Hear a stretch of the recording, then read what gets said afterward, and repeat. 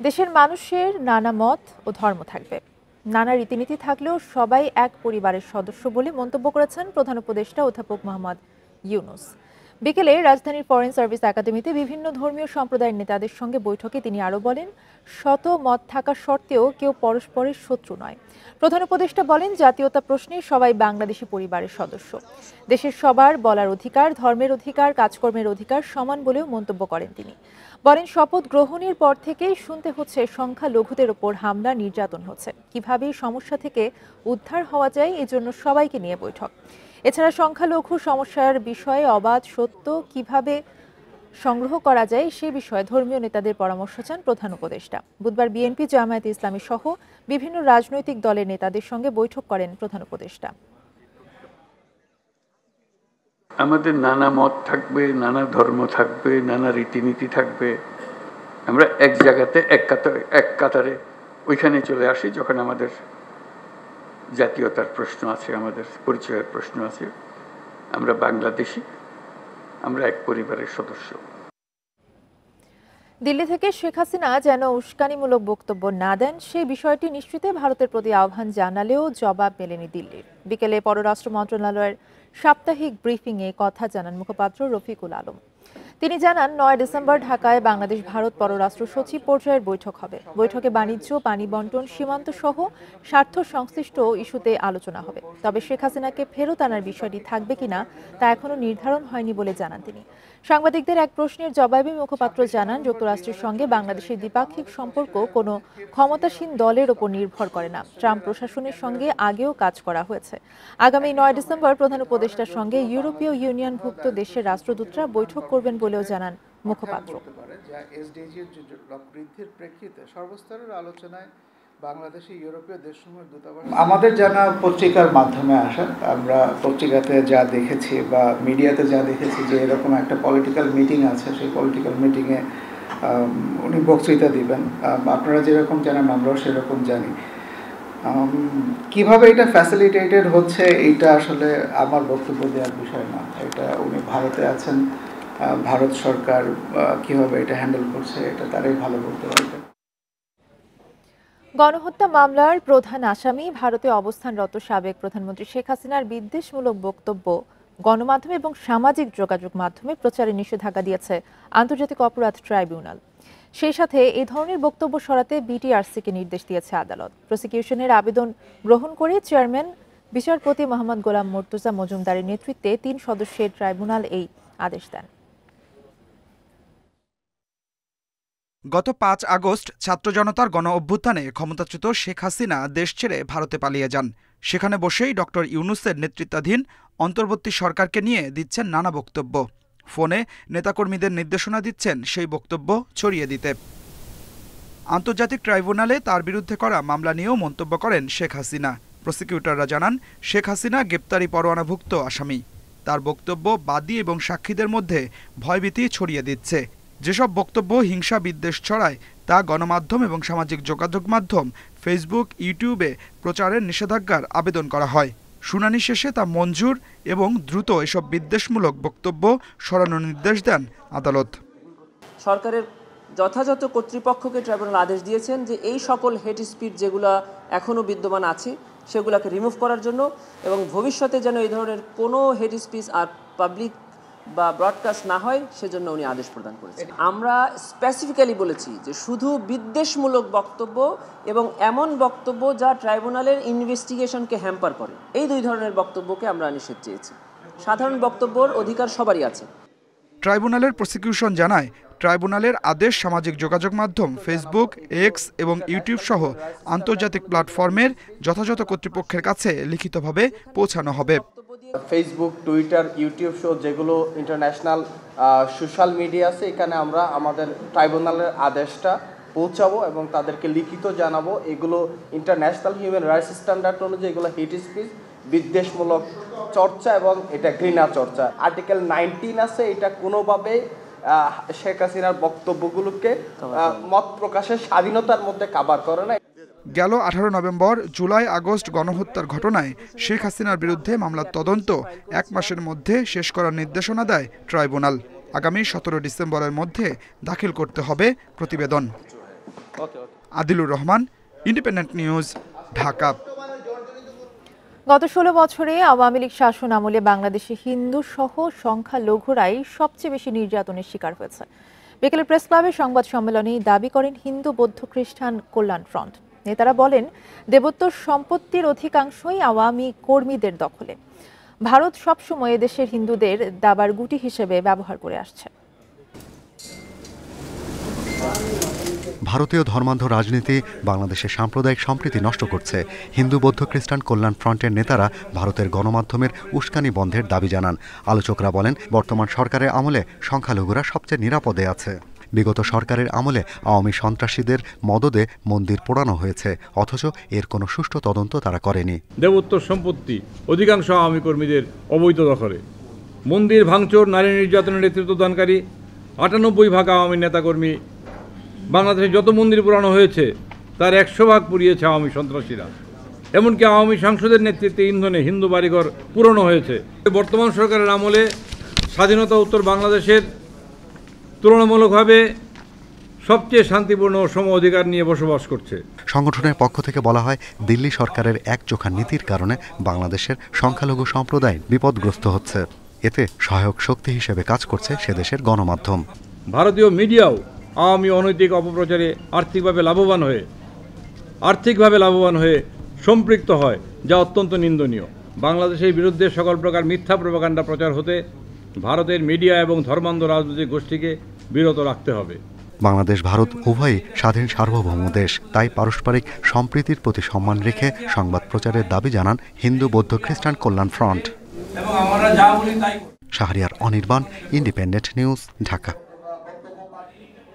বাংলাদেশে ভারতের পরিবেশগত আগ্রাসন চলছে বলে দাবি করেছেন বিএনপির স্থায়ী কমিটির সদস্য আব্দুল মঈন খান। সকালে প্রেস ক্লাবে আন্তর্জাতিক ফারাক্কা কমিটির এক অনুষ্ঠানে তিনি এই দাবি করেন। তিনি বলেন, ভারতের সাথে ফারাক্কা সহ 56টি অভিন্ন নদী রয়েছে, কিন্তু পানির হিস্সা নিয়ে বাংলাদেশের সাথে টালবাহানা করে আসছে ভারত। এক পরিবেশগত আগ্রাসন মন্তব্য করে তিনি বলেন, ফারাক্কা বাঁধের প্রভাবে বাংলাদেশের নদী শুকিয়ে যাচ্ছে এবং লবণাক্ততা বাড়ছে। ন্যায্য পানির হিস্সা আদায়ে আবারও ফারাক্কা অভিমুখে লং মার্চ করা হবে বলে জানান মঈন খান। প্রতিবেশী রাষ্ট্রের সাথে সংকটময় পরিস্থিতির উল্লেখ করে বলেন, সমস্যা সমাধানে সুষ্ঠু নির্বাচন দিয়ে গণতান্ত্রিক সরকারের কাছে ক্ষমতা হস্তান্তরের বিকল্প নেই।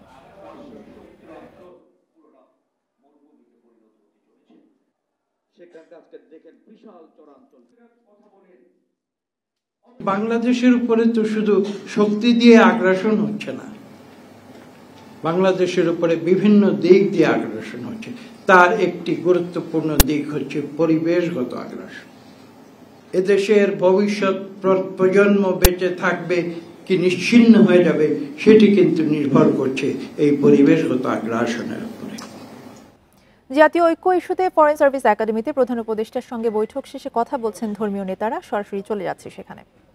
মিশনগুলো আছে যারা আমাদেরকে দেখো যে আমরা শান্তির মধ্যে মেলবন্ধনে আমরা অবস্থান করতে চাই।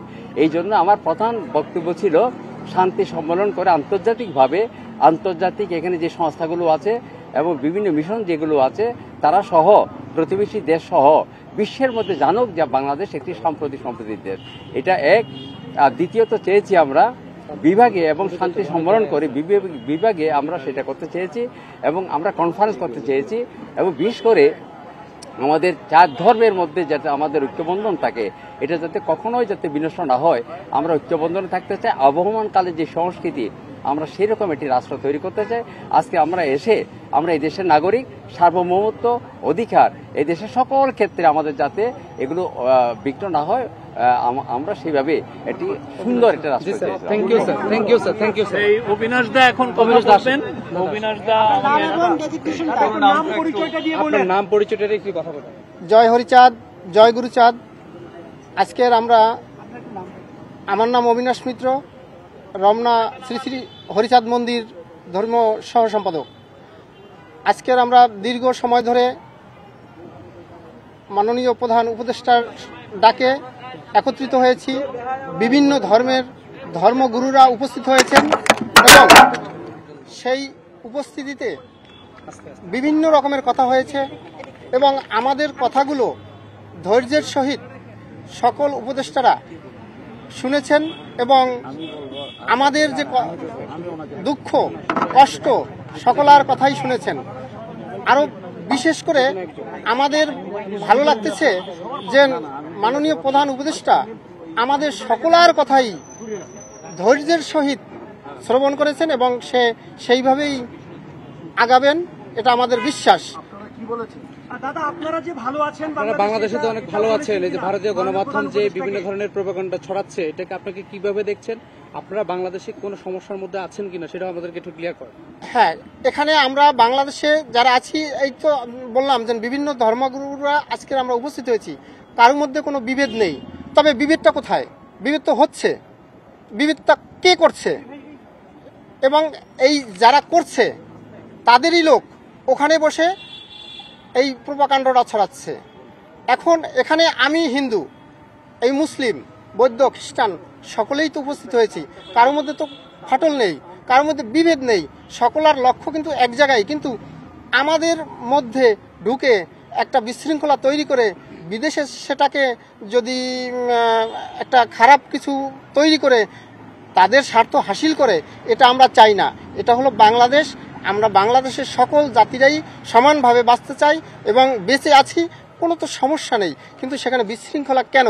যদি কেউ করে থাকে সেটা নিশ্চিত করে আপনাদের গণমাধ্যমকে আহ্বান করব, যে করেছে, হ্যাঁ আমাদের এক ভাইকে মেরেছে, কিন্তু এই ভাইকে কে মেরেছে তাকে খুঁজতে হবে।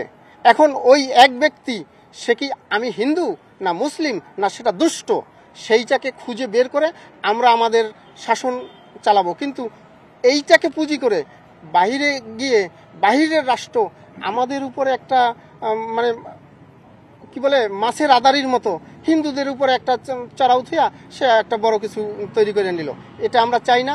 আমরা এখানে সবাই হিন্দু মুসলিম ভাই ভাই সমানভাবে বেঁচে থাকতে চাই এবং সকলের সমান অধিকার।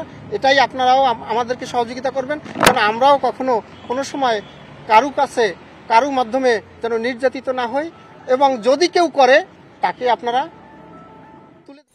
ভারতের উস্কানির জবাবে সেদেশের পণ্য বর্জনের আহ্বান জানিয়েছেন বিএনপির সিনিয়র যুগ্ম মহাসচিব রুহুল কবির রিজভী। সকালে জাতীয় প্রেস ক্লাবের সামনে মানববন্ধনে ভারতীয় শাড়ি পুড়িয়ে এই আহ্বান জানান তিনি। রুহুল কবির রিজভী বলেন, ভারতে কেউ বিনে পয়সায় চিকিৎসা নিতে যায় না, এখন দেশটির পণ্য আমদানি বন্ধ হলে বিকল্প ব্যবস্থা নেওয়া হবে। তিনি বলেন, বিভিন্ন ইস্যুতে ভারত উস্কানি দিলেও তাতে পা দেয়া যাবে না, জাতীয় ঐক্যে সবাইকে এক হয়ে কাজ করতে হবে বলে জানান রুহুল কবির রিজভী। পরে অনুষ্ঠানে দেশীয় কাপড় ও প্রসাধনী বিক্রি কার্যক্রম উদ্বোধন করেন তিনি। এ সময় অন্য দেশের পতাকার অপমাননা সমর্থনযোগ্য নয় বলেও তিনি মন্তব্য করেন।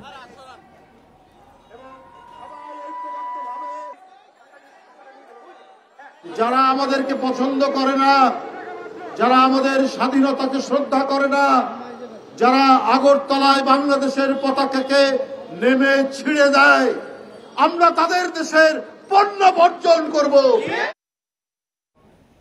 কাজী নজরুল ইসলামকে জাতীয় কবির স্বীকৃতি দেওয়ার উদ্যোগ নিয়েছে সরকার। বৃহস্পতিবার উপদেষ্টা পরিষদের বৈঠকে এই সিদ্ধান্ত হয় বলে জানিয়েছেন সংস্কৃতি মন্ত্রণালয়ের সচিব আতাউর রহমান। জাতীয় কবি হিসেবে এতদিন কাজী নজরুল ইসলামের নাম সবাই জানলেও রাষ্ট্রীয় স্বীকৃতি ছিল না। এবার সেই স্বীকৃতি দেওয়ার সিদ্ধান্ত নিয়েছে অধ্যাপক ইউনূসের নেতৃত্বাধীন অন্তর্বর্তী সরকার। বিদ্রোহী কবি কাজী নজরুল ইসলামকে বাংলাদেশের জাতীয় কবি হিসেবে ভূষিত করে প্রজ্ঞাপন জারির প্রস্তাবও অনুমোদন হয় উপদেষ্টা পরিষদের বৈঠকে।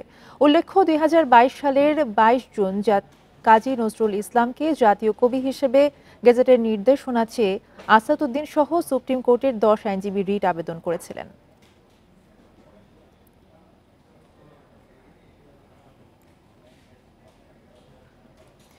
চলতি বছরের নভেম্বরে মূল্যস্ফীতি বেড়ে 11.38% হয়েছে, যা গেল 4 মাসের মধ্যে সর্বোচ্চ। আর খাদ্য মূল্যস্ফীতি বেড়ে হয়েছে প্রায় 14%। বৃহস্পতিবার বাংলাদেশ পরিসংখ্যান ব্যুরোর প্রতিবেদনে এসব তথ্য উঠে আসে। পরিস্থিতি স্বাভাবিক করতে ঋণের সুদ হারের পুনর্গঠন ও বাজার মনিটরিংয়ে কঠোর হওয়ার কথা বলছেন অর্থনীতিবিদরা। গত 1.5 বছরের বেশি সময় ধরে দেশের মূল্যস্ফীতির হার 2 অঙ্কের কাছাকাছি। মূল্যস্ফীতি কমাতে নীতি সুদ হার বাড়ানো সহ নানা উদ্যোগ নেওয়া হয়, কিন্তু কাজে আসছে না কোনোটি। উচ্চ মূল্যস্ফীতির চাপে ক্রমাগত বেড়ে চলেছে জীবনযাপনের ব্যয়। বাংলাদেশ পরিসংখ্যান ব্যুরো BBS এর প্রতিবেদন অনুযায়ী নভেম্বর মাসের মূল্যস্ফীতি বেড়ে 11.38% হয়েছে, যা 4 মাসের মধ্যে সর্বোচ্চ। এছাড়া খাদ্য মূল্যস্ফীতি 13.80% ঠেকেছে, যা এক মাস আগে ছিল 12.66%। এতে নাভিশ্বাস অবস্থায় ভোক্তারা। করে আমরা মনে করি 10,000 টাকার খরচ হয়ে আরো বেশি, এই টাকাটা পাবো। খরচ আগে যেমন 10,000 টাকা বেতন পাইছি, তো সব কেনাকাটাও দেখা গেল কিছু রয়েছে। এখন মনে করেন 10,000 টাকা বেতনে কিছু হয় না। বিবিএস এর প্রতিবেদন বলছে, নভেম্বরে মূল্যস্ফীতি বাড়ার পেছনে ছিল খাদ্যপণ্যের উচ্চ মূল্য।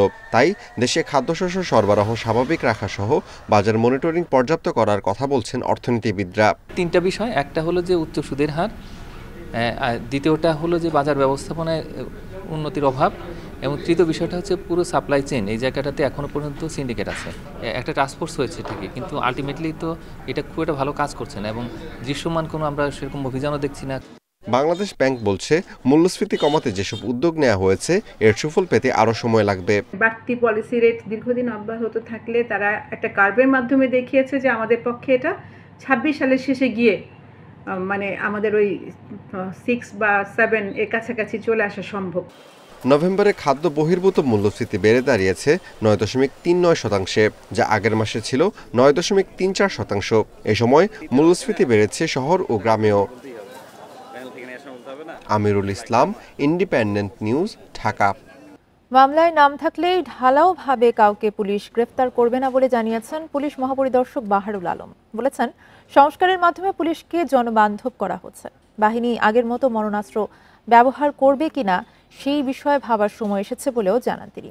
দায়িত্ব নেওয়ার পর প্রথমবার পুলিশ হেডকোয়ার্টার্সে সংবাদ সম্মেলনে সকালে এসব কথা বলেন আইজিপি। জঙ্গিবাদের আশঙ্কায় সম্প্রতি বাংলাদেশ ভ্রমণে যুক্তরাজ্যের সরকার ট্রাভেল অ্যালার্ট দিলেও এ ধরনের কোনো হামলার সুনির্দিষ্ট তথ্য নেই পুলিশের কাছে। তবুও বিষয়টিকে সর্বোচ্চ গুরুত্ব দিয়ে সতর্ক অবস্থায় আইন শৃঙ্খলা বাহিনী, জানালেন নবনিযুক্ত পুলিশ মহাপরিদর্শক। ওই টেরর অ্যালার্টটা আমরাও দেখেছি ইউকের সাইটে, এবং যেহেতু তারা দিয়েছে তাদের ইন্টেলিজেন্স আমরা মনে করি আমাদের চেয়ে ভালো, সেজন্য আমরা এটাকে গুরুত্ব দিচ্ছি। বৃহস্পতিবার সকালে সংবাদ সম্মেলনে সার্বিক নিরাপত্তা পরিস্থিতি নিয়ে কথা বলেন পুলিশ প্রধান। জানান, রাজনৈতিকভাবে পুলিশকে আর ব্যবহার করা যাবে না। রাজনৈতিক উদ্দেশ্য সাধনের জন্য ব্যবহৃত না হয়, এটা আপনাদের মতো আমি সহ আমার পুরো পুলিশ বাহিনীর এই দাবি। পুলিশ মহাপরিদর্শক বলেন, জুলাই আগস্ট গণঅভ্যুত্থানে পুলিশের গুলিতে হত্যাকাণ্ড ঘটলেও ভবিষ্যতে এ ধরনের পরিস্থিতি এড়াতে অস্ত্রনীতিমালা তৈরির প্রয়োজন। মূল কাজ আমার যেখানে জীবন রক্ষা করা, সেখানে তার আর্মামেন্টোরিয়াম কিরকম হবে, আমার মনে হয় যে উই শুড ডিসাইড নাও। আমার বিশ্বাস পুলিশ সংস্কার কমিশনের এটা আছে, এবং ওনারা আমাদের কাছ থেকে টাইম টু টাইম তথ্য এবং তথ্য চাচ্ছেন, আমরা দিচ্ছি। মিথ্যা মামলা দিয়ে নিরীহ মানুষকে ফাঁসালে ব্যবস্থা নেওয়া হবে বলে জানান আইজিপি। সারা দেশে এসব মামলা তদন্তে সাবেক ও বর্তমান পুলিশ সদস্যদের নিয়ে 8টি টিম গঠন করা হয়েছে। বিনা তদন্তে পাইকারি হারে কাউকে গ্রেফতার করব না, নাম থাকলেই গ্রেফতার করে ফেলতে হবে, এটা কিন্তু আইনেও নাই। এটা আপনার যুক্তিসঙ্গত কারণ থাকতে হবে যে আপনি এই ঘটনায় জড়িত অপরাধী। ছাত্র আন্দোলনে গুলি বা সরাসরি হত্যার নির্দেশদাতা কেউই দায় এড়াতে পারবে না বলে মন্তব্য করেন আইজিপি। বাহিনীর কেউ এখনও আগের সংস্কৃতি মনের মধ্যে লালন করলে তাদের পরিবর্তনের তাগিদ দেন পুলিশ প্রধান। Khaled Raihan, independent news, Dhaka.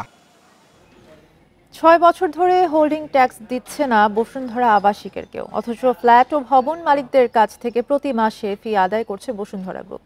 6 বছরে 300 কোটি টাকার বেশি তুলেছে বসুন্ধরা ওয়েলফেয়ার সোসাইটি। এবার তাদের কাছ থেকে ট্যাক্স আদায়ে কঠোর হচ্ছে সিটি কর্পোরেশন। এরই মধ্যে বকেয়া পরিশোধে চিঠি দেওয়া শুরু করেছে ডিএনসিসি। 2018 সালে ঢাকা উত্তর সিটি কর্পোরেশনে অন্তর্ভুক্ত হয় বসুন্ধরা আবাসিক এলাকা। কিন্তু 6 বছর ধরে হোল্ডিং ট্যাক্স দিচ্ছে না বসুন্ধরার বাড়ির মালিকেরা, অথচ প্রতি মাসেই বসুন্ধরা গ্রুপকে ট্যাক্স বাবদ ফি দেন ফ্ল্যাট ও ভবন মালিকরা। সেই টাকা আদায় করা হয় বসুন্ধরা ওয়েলফেয়ার সোসাইটির মাধ্যমে। আবাসিক ভবনের প্রতি বর্গফুটের জন্য মাসে 60 থেকে 80 পয়সা এবং বাণিজ্যিকের জন্য 1 টাকা 80 পয়সা দিতে হয় ওয়েলফেয়ার সোসাইটিকে। সেই হিসাবে 11,000 ফ্ল্যাট ও ভবন মালিকের কাছ থেকে বছরে আদায় 50 কোটি টাকারও বেশি, অর্থাৎ 6 বছরে তোলা হয়েছে 300 কোটি টাকার বেশি। কিন্তু তাদেরকে আর ছাড় দেবে না সিটি কর্পোরেশন। হোল্ডিং ট্যাক্স আদায় করতে বসুন্ধরায় ফ্ল্যাট ও ভবন মালিকদের চিঠি দিচ্ছে ডিএনসিসি। আমরা বিল্ডিংটা করছি রাজুকের কাছ থেকে প্ল্যান নিয়ে, আমরা বাস করি এই সিটিতে, সেক্ষেত্রে অফকোর্স অবশ্যই আমাদের ট্যাক্সটা সিটি কর্পোরেশনকে দেওয়া উচিত। বসুন্ধরা যে ট্যাক্সটা ধরতেছে আমার কাছে, এটা আমাদের কাছে সো মাছ বেশি হয়ে গেছে। আমরা এটার জন্য এখন বুঝে নিতে যে বসুন্ধরা এগেনস্টে কোনো কথা বলা যায় না, ও যেটা করে সেটাই। তো যদি সরকার যদি এখানে ইনভলভ হয় তাহলে ওর তো কিছুটা কমবে। কর্পোরেশন জানায় বসুন্ধরা আবাসিকে ট্যাক্স ধার্য হবে 2018 সাল থেকে। মালিকদের পরিশোধ করতে হবে বকেয়া টাকাও। বসুন্ধরা কর্তৃপক্ষের একটা কথা ছিল যে এখনো রাজু ওনাদের কাছে এটা হ্যান্ডওভার করে নাই, বাট আমরা দেখেছি যে ব্লক টু ব্লক হিসাব করলে কতগুলো ব্লক কিন্তু কাজ কমপ্লিট হয়ে গেছে। সুতরাং সেগুলোর ক্ষেত্রে আমরা ট্যাক্স আদায়ের কাজ করতে পারি। আমরা ওই সব ব্লকগুলোতে নোটিশ দিচ্ছি এবং জনগণ যারা বাসিন্দারা তারা সাড়াও দিচ্ছেন। বসুন্ধরা গ্রুপের দাবি, সিটি কর্পোরেশনকে ট্যাক্স না দেওয়ার অনুমতি দিয়েছে রাজুক। আর ওয়েলফেয়ার সোসাইটি বলছে মালিকদের কাছ থেকে যে টাকা নেওয়া হয়েছে তা দিয়ে আবাসিকের উন্নয়নে খরচ করেছে গ্রুপ। এখানে যে কালেকশনগুলো হয় এই কালেকশনগুলো দিয়ে এখানে রাস্তাঘাট, ড্রেন, সৌন্দর্যবর্ধন এই সমস্ত কাজ হচ্ছে। এই কাজগুলো করার ক্ষেত্রে সোসাইটির সঙ্গে বসুন্ধরা কর্তৃপক্ষের একটা সমঝোতা একটা ইয়ে আছে আর কি, সমন্বয় করে কাজ করে। ভবন মালিকরা বলছেন বাড়ি তৈরির সময় উন্নয়নের নামে টাকা নেয় বসুন্ধরা। ফ্ল্যাট বিক্রি করতে গেলেও টাকা দিতে হয়। এরপরও প্রতি মাসে ফি নিচ্ছে বসুন্ধরা গ্রুপ, কিন্তু সিটি কর্পোরেশন কিছুই পাচ্ছে না। Adilur Rahman, independent news, Dhaka. পুঁজিবাজারে শেয়ার কারসাজির সঙ্গে জড়িত থাকার অভিযোগে বিভিন্ন ব্যক্তি ও প্রতিষ্ঠানকে 134 কোটি 55 লাখ টাকা জরিমানা করেছে পুঁজিবাজার নিয়ন্ত্রক সংস্থা বিএসইসি। বৃহস্পতিবার বিএসইসির 934তম কমিশন সভায় এই সিদ্ধান্ত হয়। পরে এক সংবাদ বিজ্ঞপ্তিতে বলা হয়, ফরচুন শুজের শেয়ার কারসাজির সঙ্গে জড়িত থাকার অভিযোগে 6 ব্যক্তি ও প্রতিষ্ঠানকে 77 কোটি টাকা 21 লাখ টাকা জরিমানা করা হয়। এছাড়া ডেল্টা লাইফে কারসাজির জন্য 8 ব্যক্তি ও প্রতিষ্ঠানকে 49 কোটি 85 লাখ টাকা সহ এনআরবি কমার্শিয়াল ব্যাংকের শেয়ার কারসাজি করায় 8 জনকে 6 কোটি 72 লাখ টাকা জরিমানা করা হয়। এর মধ্যে সবচেয়ে বেশি জরিমানা করা হয় কারসাজিতে আলোচিত ব্যক্তি আবুল খায়ের হিরুকে।